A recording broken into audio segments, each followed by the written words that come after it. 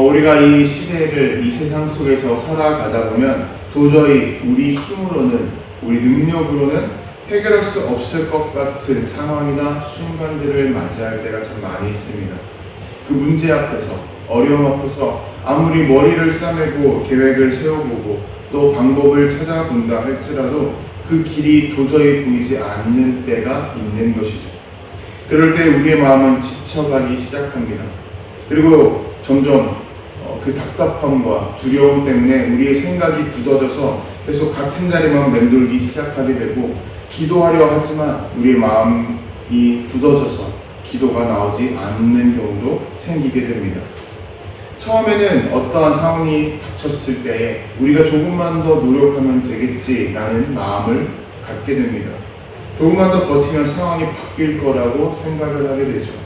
하지만 시간이 흐를수록 그 어려움의 현실은 더 큰 벽이 되고 더 큰 파도가 되어서 우리에게 다가오거나 밀려올 때가 있습니다.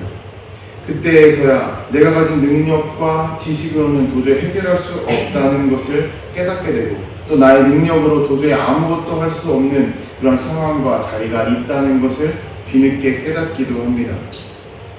그럴 때 우리는 내일의 소망이 보이지 않게 되는 것이죠. 그럴 때 우리는 무엇을 바라보며 나아가야 될까요?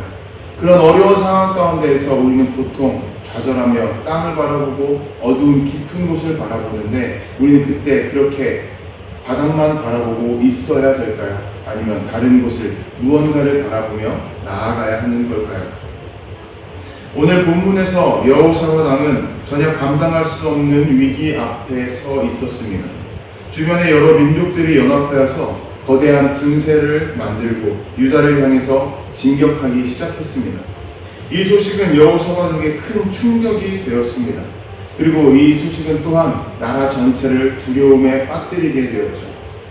왕이었다면 당연히 수많은 전문가들을 불러 모으고 사람들을 모아서 전략을 짜고 군대를 정비해야 할 것입니다. 하지만 여호사밧 왕은 우리의 생각과는 다른 전혀 생각지 못했던 다른 길을 선택하고 그 길을 걸어가기 시작했습니다. 모든 백성들을 모아서 금식하며 기도하게 했던 것이죠. 그리고 성전 앞에 서서 하나님께 고백하기 시작합니다. 우리를 치러오는 이 큰 무리를 우리가 대적할 능력이 없고 어떻게 할 줄도 알지 못하고 오직 주만 바라보나이다. 이 고백은 어떻게 보면 무력함의 고백 같기도 합니다. 나는 아무것도 할 수 없습니다. 좌절에 휩싸인 그런 고백 같기도 하죠. 하지만 잘 살펴보면 이 고백은 이 상황을 주님께 내어드린다는 믿음의 고백입니다. 자신의 모든 능력을 포기하고 하나님만 바라보겠다는 그런 믿음의 고백이었던 것이죠. 여호사밧은 왕이었음에도 불구하고 사람들이 기대하는 왕의 능력을 붙잡지 않았습니다. 오직 눈을 들어 하나님만 바라보고 하나님께 시선을 고정했던 것이죠. 그리고 하나님께서는 그러한 여호사밧과 백성들의 기도를 전혀 외면하지 않으셨습니다. 회중 가운데 있던 야하시엘을 통해서 하나님의 응답이 전해지기 시작합니다. 두려워하거나 놀라지 말라. 이 전쟁은 너희에게 속한 것이 아니요 하나님께 속한 것이라. 하나님께서는 이 전쟁의 주인이 자신이라고 분명하게 선포하셨습니다.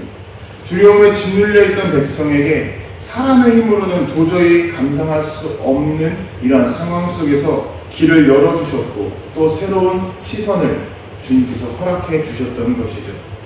이러한 여호사밧의 고백과 하나님의 응답은 오늘 우리에게도 큰 방향과 울림을 전해줍니다.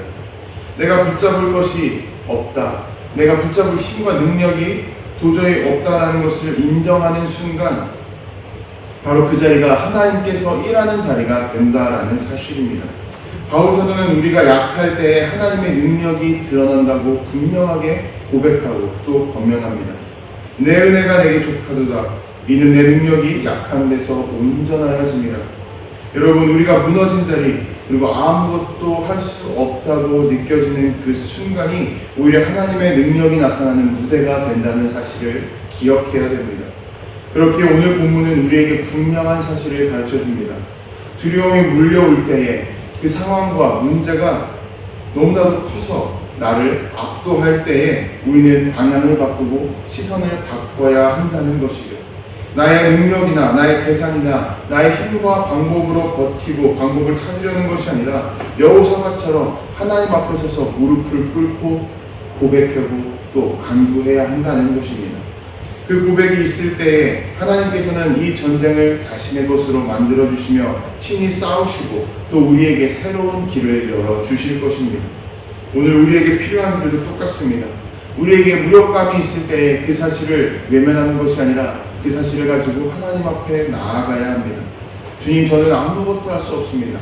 그러니 주님만을 바라봅니다. 이 고백이 우리에게서 새로운 길을 여는 믿음의 시작이 될 것입니다. 기도는 막다른 길에서 선택하는 어떠한 최후의 수단이 아니라 하나님께서 여시는 길을 따라 걸어가는 첫 걸음이 된다는 사실을 우리는 기억해야 됩니다. 여러분, 우리가 아무것도 할 수 없다 느끼는 그 자리는 하나님께서 새로운 길을 여시는 그 자리가 됩니다. 하나님께 마음을 열고 시선을 올려드릴 수 있는 새로운 시선이 우리에게 주어지는 그러한 자리라는 것을 기억해야 됩니다. 그럴 때에 주님께서는 우리를 외면하지 않으십니다. 우리의 모든 상황과 어려움을 기억하고 알고 계십니다. 그 자리에서 길을 열어주시고 또 우리에게 그 큰 손을 펼치사 능력을 베풀어 주실 것입니다. 그러니 우리의 시선은 나를 압도하는 문제의 크기에 옥눌려 있어서는 안 될 것입니다. 우리 눈을 들어 하나님을 바라보아야 합니다. 주님의 약속을 신뢰하고 말씀을 붙들며 오늘의 하루를 우리는 걸어가야 합니다. 그럴 때 하나님께서는 우리의 연약함을 능력으로 바꾸어 주실 것이고 새로운 역사를 이룬다는 사실을 기억해야 됩니다. 여러분, 오늘 여호사밧의 고백이 우리의 고백이 되기를 소망합니다. 우리가 어떻게 할 줄도 알지 못하옵고 오직 주만 바라나이다. 이 고백을 붙들고 하나님만을 의지하는 오늘 하루가 되기를 주님의 이름으로 도전하고 축복합니다.